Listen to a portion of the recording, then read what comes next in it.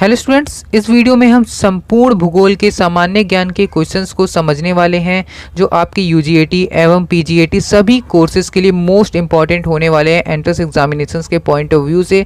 तो चलिए सभी क्वेश्चंस को ध्यानपूर्वक समझते हैं और इसकी जानकारी आपको देते हैं। तो चलिए वीडियो शुरू करें। पहले क्वेश्चन की ओर आगे बढ़ते हैं। भारत की मुख्य भूमि का अक्षांश किसके बीच फैला हुआ है? तो इसका सही आंसर हो जाएगा आपका 8 डिग्री 4 उत्तर और 37 डिग्री 6 उत्तर के बीच। ठीक है, आगे बढ़ते हैं। कौन सा संगठन भारत का स्थलाकृतिक मानचित्र बनाता है? तो इसका सही आंसर हो जाएगा आपका भारतीय सर्वेक्षण विभाग। ठीक है, आगे बढ़ते हैं। भारतीय मानक समय ग्रीनविच मानक समय से कितना आगे है? भारतीय जो मानक समय है वो ग्रीनविच मानक समय से कितना आगे है? तो इसका सही आंसर हो जाएगा 5.5 घंटे आगे है। ठीक है, सूर्य की सीधी किरणें किससे नहीं मिलेगी? तो श्रीनगर से सूर्य की जो सीधी किरण आती है वो श्रीनगर से नहीं मिलती है। ठीक है, भारत के दक्षिणी छोर का क्या नाम है? तो भारत के दक्षिणी छोर का नाम है निकोबार द्वीप में स्थित इनियर पॉइंट। ठीक है, ये 5वां क्वेश्चन था आपका। छठे क्वेश्चन की ओर आगे बढ़ते हैं, 6th क्वेश्चन की ओर। भारत के दक्षिण में सबसे दूरस्थ स्थान कौन सा है? तो इसका सही आंसर हो जाएगा आपका इंदिरा पॉइंट। ठीक है, भारत के दक्षिण में सबसे दूरी का स्थान है ये इंदिरा पॉइंट। ठीक है, 7वें क्वेश्चन की ओर आगे बढ़ते हैं। भारत का क्षेत्रफल पैक्सिटन से लगभग कितना बड़ा है? ठीक है, तो इसका सही आंसर हो जाएगा 4। ठीक है, आगे बढ़ते हैं। किस देश की भारत के साथ अंतर्राष्ट्रीय सीमा नहीं है? तो श्रीलंका के साथ भारत की अंतर्राष्ट्रीय सीमा नहीं रखती है। ठीक है, क्या इंग्लिश बोलने से लगता है आपको भी डर? तो डरना बंद करिए और डाउटनेट के इंग्लिश स्पीकिंग कोर्स से आज ही जुड़ जाइए, जहां इंग्लिश के टॉप एक्सपर्ट आपको हिंदी भाषा की मदद से इंग्लिश बोलना सिखाएंगे, वो भी एकदम बेसिक से। अगर आप अंग्रेजी से हिचकिचाते हैं, अपने इंटरव्यू के लिए अच्छी इंग्लिश सीखना चाहते हैं, इंग्लिश पर अपनी अच्छी पकड़ बनाना चाहते हैं, तो ये कोर्स आपके लिए है। आज ही डाउटनेट ऐप को डाउनलोड करिए और खुल के इंग्लिश बोलने के सपने को पूरा कीजिए। 9th क्वेश्चन की ओर आगे बढ़ते हैं। पाक जल मरुमध्य के बीच कौन सा को 2 देश है? तो इसका सही आंसर हो जाएगा भारत और श्रीलंका। ठीक है, हिमाचल प्रदेश का कौन सा जिला चीन के साथ सीमा बनाता है? तो इसका सही आंसर हो जाएगा आपका किन्नौर। ठीक है, नागालैंड की सीमा राज्यों के किस समूह के साथ मिलती है? तो इसका सही आंसर हो जाएगा अरुणाचल प्रदेश, असम और मणिपुर। ठीक है, भारत के किस देश ने अपने सीमा मानचित्रों का आदान प्रदान किसके साथ किया है?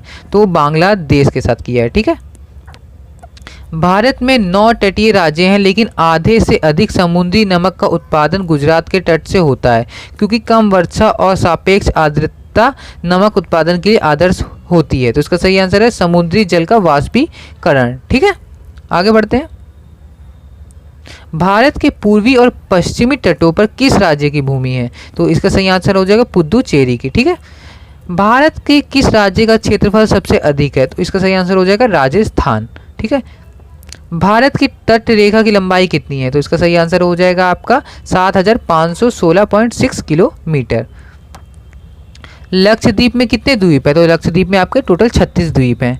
अंडमान और निकोबार द्वीप समूह में गद्देदार चोटी सैंडल पीक कहाँ है? तो इसका सही आंसर हो जाएगा आपके उत्तरी अंडमान में। ठीक है, आंध्र प्रदेश और तमिलनाडु के तटीय इलाकों को क्या कहा जाता है?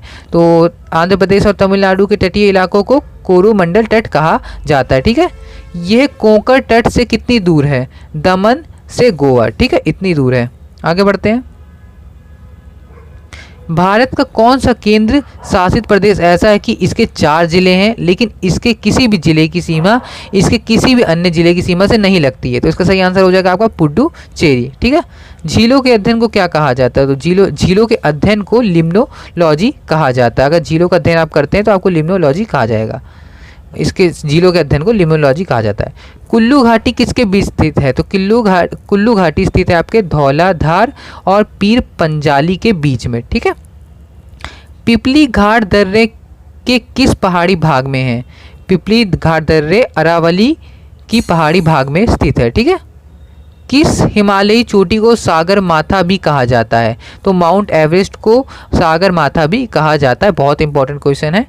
गैडविन ऑस्टिन क्या है? गैडविन ऑस्टिन एक चोटी है आपकी। ठीक है, 27 क्वेश्चन की ओर आगे बढ़ते हैं। ग्रेट हिमालय का दूसरा नाम क्या है? तो इसका दूसरा नाम है हिमाद्री। ठीक है, जो नागा टीबा और महाभारत पर्वत श्रृंखलाओं में शामिल है। तो इसका सही आंसर हो जाएगा निम्न हिमालय। 28 क्वेश्चन था आपका। अब आगे बढ़ते हैं। सह्याद्री पर्वत श्रृंखला के अन्य नाम क्या है सह्याद्री पर्वत श्रृंखला के? तो इसका सही आंसर हो जाएगा पश्चिमी घाट। ठीक है। भूगोल के जो कुछ शब्द होते हैं थोड़े टेढ़े मेढ़े होते हैं, जो बोलने में आपको दिक्कत देंगे, तो इसको आप इग्नोर करिएगा। आप क्वेश्चन आपको स्क्रीन पे भी दिख रहा है, आप उसको भी समझ सकते हैं। ठीक है। तो क्वेश्चन थोड़े अटपटे हो जाते हैं बोलने में।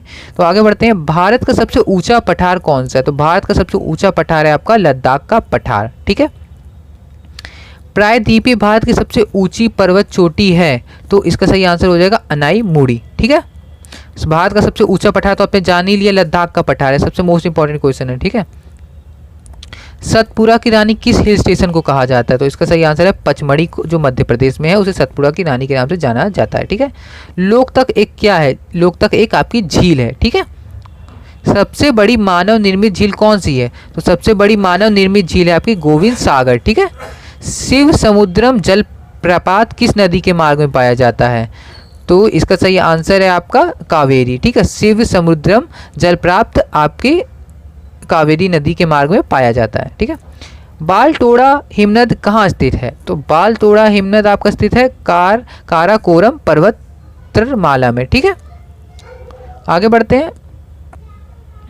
भारत का सबसे ऊंचा जलप्रपात कौन सा है? तो भारत का सबसे ऊंचा जलप्रपात है आपका जोग जलप्रपात। ठीक है। ऊंचे क्षेत्रों में लेटोराइट मिट्टी किससे बनी होती है? तो ऊंचे क्षेत्रों में लेटोराइट मिट्टी आपकी अम्लीय बल से बनी होती है। ठीक है। लैटेराइट मिट्टी कहाँ पाई जाती है? लैटेराइट मिट्टी पाई जाती है आपके आर्द्र और शुष्क जलवायु वाले उष्णकटिबंधीय क्षेत्रों में। ठीक है। भारत के उत्तरी मैदानों की मिट्टी सामान्यतः कैसी बनती है? तो भारत के उत्तरी मैदानों की मिट्टी सामान्यतः तालोचन द्वारा बनती है। ठीक है। जलोढ़ मिट्टी में उगने वाली फसलें और जिन्हें प्रचुर मात्रा में पानी की आवश्यकता होती है। तो इसका सही आंसर हो जाएगा चावल। ठीक है। ये आपका 41 क्वेश्चन था। अब 42 क्वेश्चन की ओर आगे बढ़ेंगे। राजस्थान बंजर भूमि के अंतर्गत सर्वाधिक क्षेत्रफल वाला राज्य कौन सा है? तो राजस्थान बंजर भूमि के अंतर्गत पूछा, तो इसका सही आंसर राजस्थान ही है। ठीक है। मृदा लवणता किसके द्वारा मापी जाती है? तो मृदा लवणता आपकी चालकता द्वारा मापी जाती है। आगे बढ़ते हैं 44 क्वेश्चन की ओर। भारत के क्षेत्रफल का कितना प्रतिशत एक वर्ष में 75 सेंटीमीटर है? वर्षा कम से कम है, तो इसका सही आंसर है 35%। ठीक है। भारत की जलवायु कैसी है? भारत की जलवायु है आपकी उष्णकटिबंधीय मानसूनी जलवायु। ठीक है। गर्म शुष्क मौसम के दौरान भारतीय उपमहाद्वीप पर सबसे कम दबाव किस क्षेत्र का होता है? तो इसका सही आंसर हो जाएगा उत्तर पश्चिमी। ठीक है। अक्टूबर और नवंबर के महीनों में भारी वर्षा कहाँ होती है? और अक्टूबर और नवंबर के महीनों में भारी वर्षा आपकी कोरोमंडल तट पर होती है। ठीक है। 48 क्वेश्चन की ओर आगे बढ़ते हैं। चेन्नई में दक्षिण पश्चिम मानसून से अन्य स्थानों की तुलना में कम वर्षा क्यों होती है? ठीक है। चेन्नई में दक्षिण पश्चिम मानसून जो होते हैं से अन्य स्थानों की तुलना में कम वर्षा वहाँ क्यों होती है? तो इसका सही आंसर है क्योंकि मानसून कोरोमंडल तट के, जो आपका कोरोमंडल तट है, के समानांतर चलता रहता है। चेन्नई बहुत ही गर्म शहर है और नमी को संघनित नहीं होने देता है। ठीक है। और वह अपतटीय हवाएं चलती रहती हैं और हवाएं हैं भी।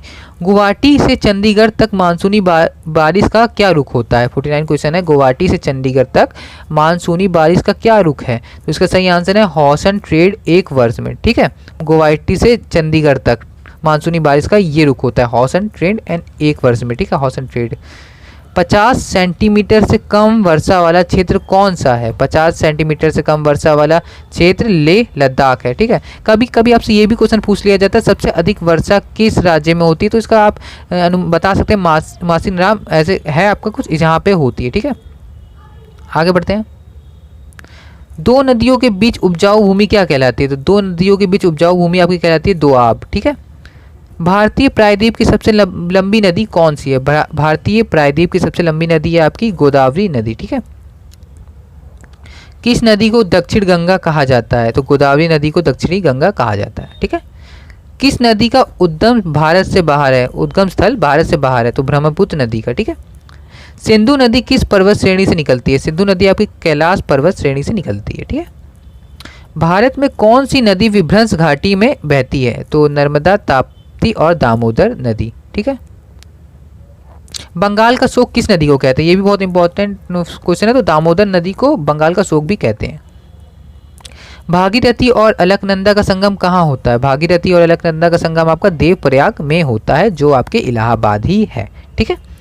कौन सी नदी अपनी धारा बदलने के लिए प्रसिद्ध है? तो कोसी नदी अपनी धारा बदलने के लिए प्रसिद्ध है। ठीक है, आगे बढ़ते हैं। ज्वार नदी मुख मुहाना कौन सी नदी बनाती है? तो इसका सही आंसर हो जाएगा नर्मदा नदी। ठीक है। सतपुरा और विद्या के बीच कौन सी नदी बहती है? सतपुरा और विद्या के बीच आपकी नर्मदा नदी बहती है। ये हमने आपके भूगोल सामान्य ज्ञान के 60 क्वेश्चन को इस वीडियो में अटैम्प्ट किया है। और आपको दशहरा की बहुत सारी शुभकामनाएं। और आपका सेंटर कहाँ गया है ज़रूर हमें कमेंट में बताएं। और वीडियो पसंद आई हो तो आपको पता ही है क्या करना है, और सभी को शेयर कर देना है। ठीक है, चलिए धन्यवाद।